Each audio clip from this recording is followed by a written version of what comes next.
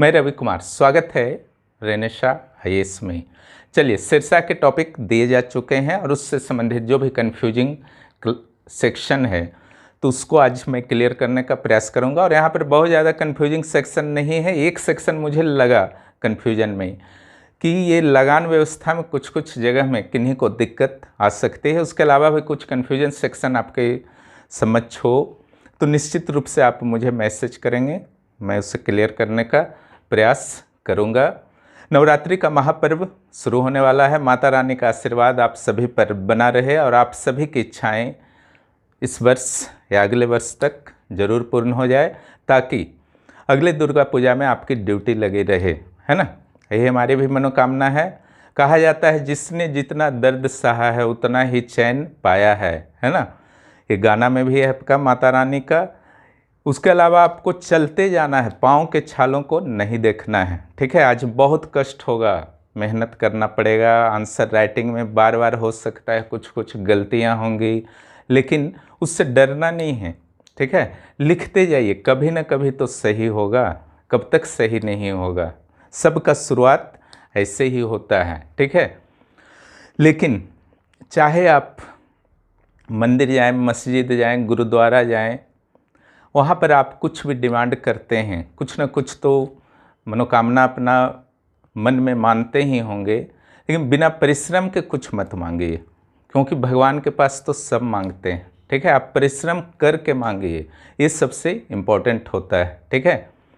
तो उसमें आपका भी कॉन्फिडेंस अंदर से रहेगा, आपको आत्मविश्वास रहेगा कि इस बार जो डिमांड मेरे द्वारा किया जा रहा है सही नहीं किया जा रहा है, खोखले आधार पर नहीं किया जा रहा है। हम मेहनत करके आए हैं, उसके बाद डिमांड कर रहे हैं, भगवान जरूर पूरा करेंगे, है ना। एक बच्चा से ही आप एग्जाम्पल ले सकते हैं। एक बच्चे को आप बोलते हैं कि चलो तुम थोड़ा आज पढ़ लो, आज चॉकलेट देंगे या कुछ स्पेशल गिफ्ट का बात करते हैं। बच्चा वहाँ पर दो केस उत्पन्न होता है, या तो वो पढ़ेगा या फिर नहीं पढ़ेगा। अगर वो पढ़ता है तब वो कॉन्फिडेंस से आपसे डिमांड करेगा, लेकिन अगर वो नहीं पढ़ता है तो या तो वो आपसे डिमांड डर से करेगा ही नहीं, या करेगा भी तो उसमें कॉन्फिडेंस नहीं रहेगा। यही चीज़ होता है आपका, कहीं पर भी आप भगवान के दर पर डिमांड करते हैं तो, है ना, कोई खास अंतर नहीं है, इसको ध्यान रखिएगा। चलिए हम लोग अब आते हैं टॉपिक पर। मेहनत करते जाइए, फल एकदम मिलेगा, निश्चिंत रहिए, इसमें कोई भी डाउट नहीं है ना। हजारों लाखों उदाहरण इसके पड़े हुए हैं। इसलिए अपने मेहनत करने के दौरान अपने आप पर कभी भी आशंका मत कीजिए रिजल्ट आएगा कि नहीं, है ना। ये प्रश्न उठेगा तो उस दिन आपका बर्बाद हो गया, और इस बर्बादी को रोकना है, समय कदम नहीं है। क्लियर। तो चलिए सिरसा पर आगे आते हैं। एक वर्ड है आपका रे। क्लियर।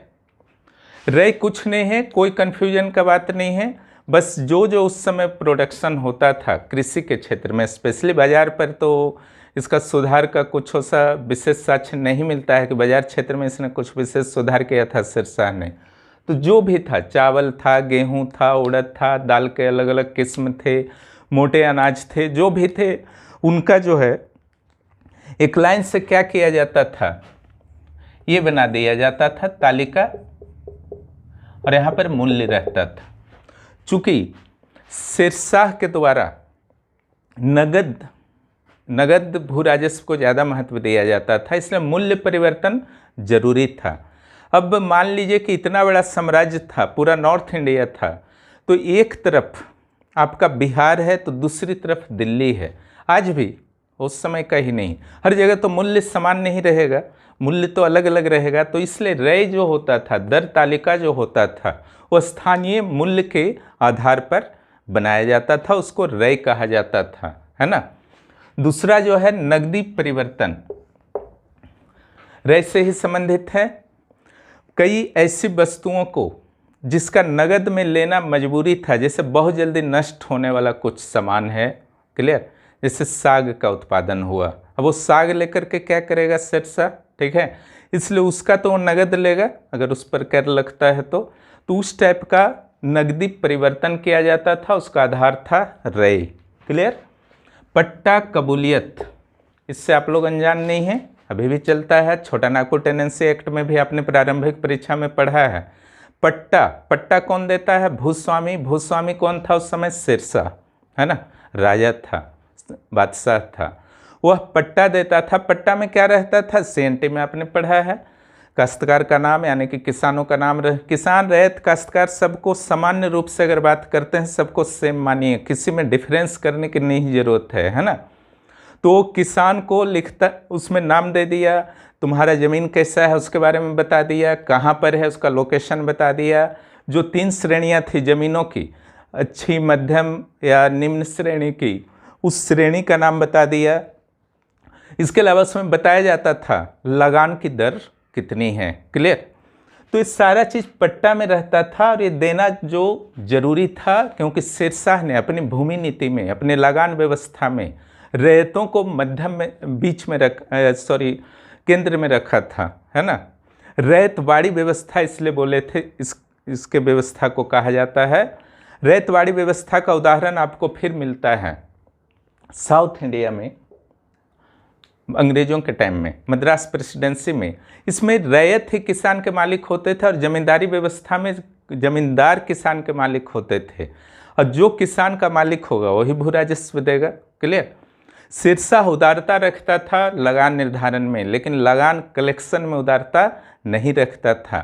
किसान को बहुत महत्व देता था। इसका अर्थ यह नहीं था कि लगान का जो कलेक्शन जो है वो लेट लतीफ़ी करता था। हाँ, दो राउंड में वो दे सकते थे किसान, इतना व्यवस्था कर दिया था। तो ये पट्टा हुआ और कबूलियत देना पड़ता था। सीएनटी में आपने पढ़ा था वचनबद्ध, है ना। भूस्वामी किसान को देगा पट्टा और किसान देगा भूस्वामी को वचनबद्ध, वही है वचनबद्ध को ही यहाँ पर कबूलियत, फारसी का प्रभाव है थोड़ा सा, कबूलियत। तो एकदम सेम चीज़ है। किसान देता था, जो राजा है बादशाह के अधिकारियों को देता था। तो ये सिंपल सा चीज़ है, कोई कन्फ्यूजन नहीं है। जब्ती पद्धति थोड़ा सा टफ चीज़ है। क्लियर? जब्ती पद्धति के अंतर्गत एक समझ लीजिए कि लगान निर्धारण की एक लंबी प्रक्रिया होती थी। किसी भी क्षेत्र के भूमि का अच्छी तरह से सर्वेक्षण किया जाता था, किस टाइप का भूमि है, पिछले 10 वर्षों में कोई भी किसी भी फसल का कैसा उत्पादन हुआ है, इसका ये देखा जाए। टोडरमल के समय में पूरी तरह से विकसित हुआ, अभी विकसित पूरा नहीं था। ठीक है, यानी कि टोडरमल मीन्स अकबर के समय में। उसके बाद उस पर लगान निर्धारण की कई प्रक्रियाएं थे, कौन अधिकारी होंगे, कितने लिए जाएंगे, कुछ नकदी फसलों के लिए अलग तरीके से लगान निर्धारण की प्रक्रिया थी, बंजर भूमि पर लगान लिया जाएगा या नहीं, बहुत सारा जब प्रावधान किया जाता था उसके बाद जब लगान निर्धारण होता था उसे कहा जाता था जब्ती पद्धति, लेकिन प्रभावी रूप से अभी लागू नहीं था। ये सब आपका प्रभावी रूप से लागू था। अब आइए बटाई या गल्ला बक्सी। गल्ला मने जो सामान वगैरह हुआ, यानी कि फसल वगैरह हुआ, चावल गेहूं वगैरह, उस सबको गल्ला बोल रहे हैं।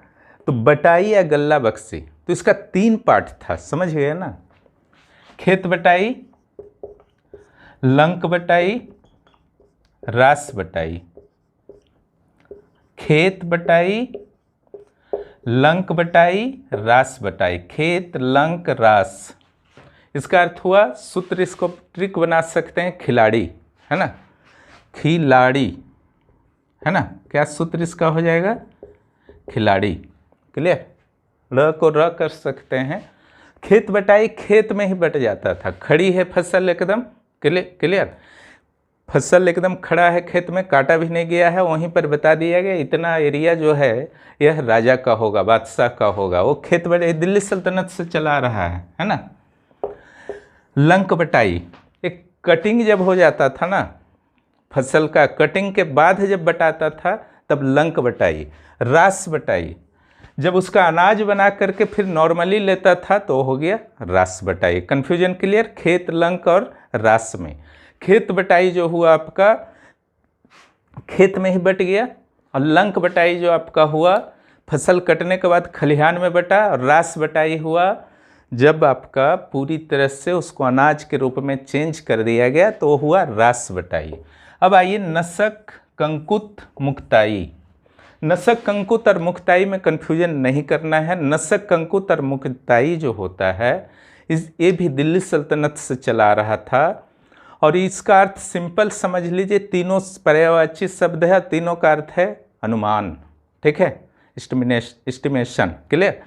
यानी कि कुछ भी कहीं पर कुछ ऐसी परिस्थितियां उत्पन्न हो जाती हैं जहां पर निर्धारण जब संभव नहीं हो पाता है लगान का, चाहे उस समय की परिस्थितियां हों, समय नहीं मिल पाया, या कोई कुछ अन्य परिस्थितियां हों, सही डाटा नहीं मिल पाया, तब गवर्नमेंट के द्वारा क्या किया जाता था, बादशाह के द्वारा, कि बता दिया गया ठीक है अनुमान से तुम लोग ले लो जा करके लगान, उसी को कहा गया नसक कंकुत मुक्ताई।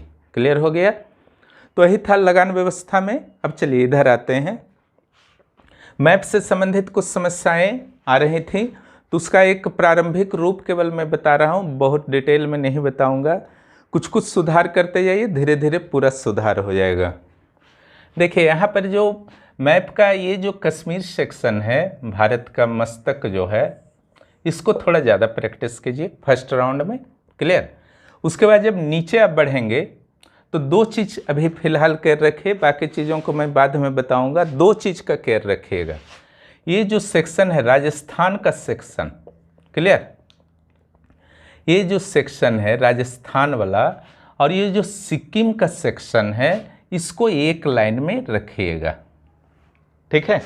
इस चीज़ को केयर कीजिएगा। पहला केयर ये हुआ, सिक्किम एंड राजस्थान का सेक्शन को एक लाइन में रखना है।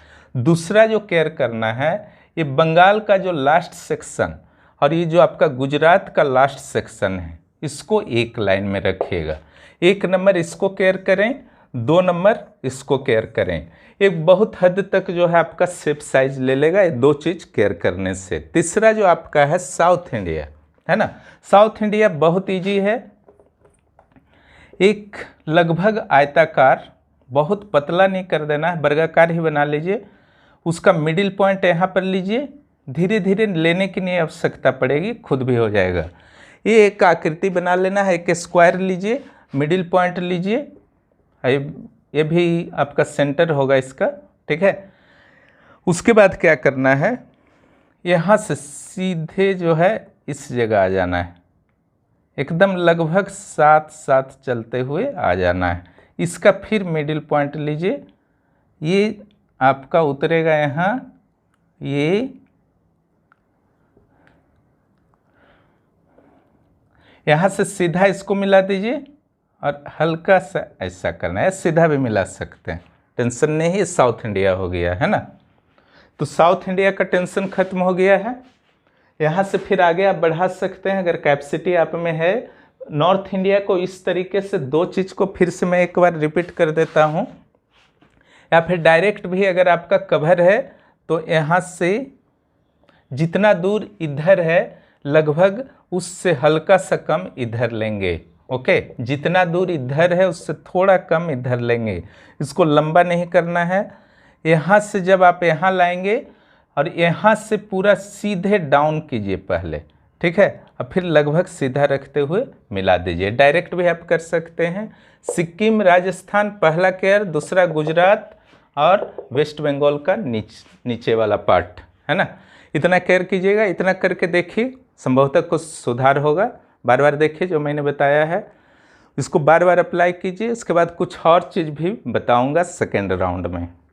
आशा है आप लोग समझ गए होंगे। फिर मिलते हैं अगले वीडियो में। वीडियो देखने के लिए धन्यवाद।